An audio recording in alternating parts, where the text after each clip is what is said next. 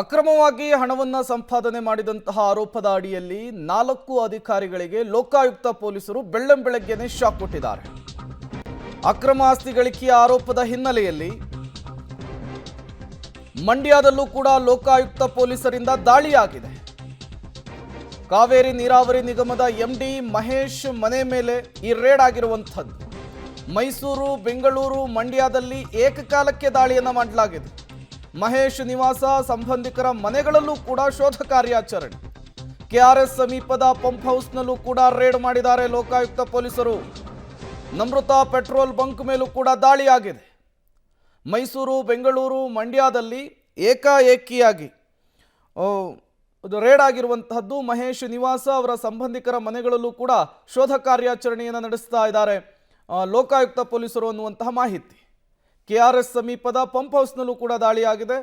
Namrata petrol bunk ಮೇಲೂ ಕೂಡ ದಾಳಿಯನ್ನು ಮಾಡಿ ಒಂದಿಷ್ಟು ಮಾಹಿತಿಯನ್ನು ಸಂಗ್ರಹಿಸುವಂತಹ, ಕಡತಗಳನ್ನು ಸಂಗ್ರಹಿಸುವಂತಹ ಕೆಲಸಕ್ಕೆ ಲೋಕಾಯುಕ್ತ ಪೊಲೀಸರು ಮುಂದಾಗಿರುವಂಥದ್ದು.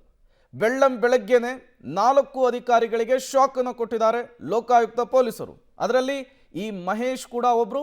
ಕಾವೇರಿ ನೀರಾವರಿ ನಿಗಮದ ನಿರ್ದೇಶಕರು ಇವರು. ಇವರ ಮನೆ, ಇವರ ಕಚೇರಿ ಜೊತೆಗೆ ಇವರ ಸಂಬಂಧಿಕರ ಮನೆ ಮೇಲೂ ಕೂಡ ದಾಳಿಯಾಗಿದೆ. ಅಲ್ಲೂ ಕೂಡ ಅಗತ್ಯ ದಾಖಲೆಗಳನ್ನು ಸಂಗ್ರಹಿಸುವಂತಹ ಕೆಲಸಕ್ಕೆ ಲೋಕಾಯುಕ್ತ ಪೊಲೀಸರು ಮುಂದಾಗಿರುವಂಥದ್ದು. ಒಟ್ಟು 4 ಅಧಿಕಾರಿಗಳಿಗೆ ಇವತ್ತು ಲೋಕ ಶಾಕ್ ಅನ್ನು ಕೊಟ್ಟಿದೆ. 4 ಅಧಿಕಾರಿಗಳಿಗೆ ಸಂಬಂಧಿಸಿದ 25 ಜಾಗದಲ್ಲಿ ಏಕಾಏಕಿಯಾಗಿ ಹಲವು ಅಧಿಕಾರಿಗಳ ತಂಡ ರೇಡ್ ಅನ್ನು ಮಾಡಿದೆ.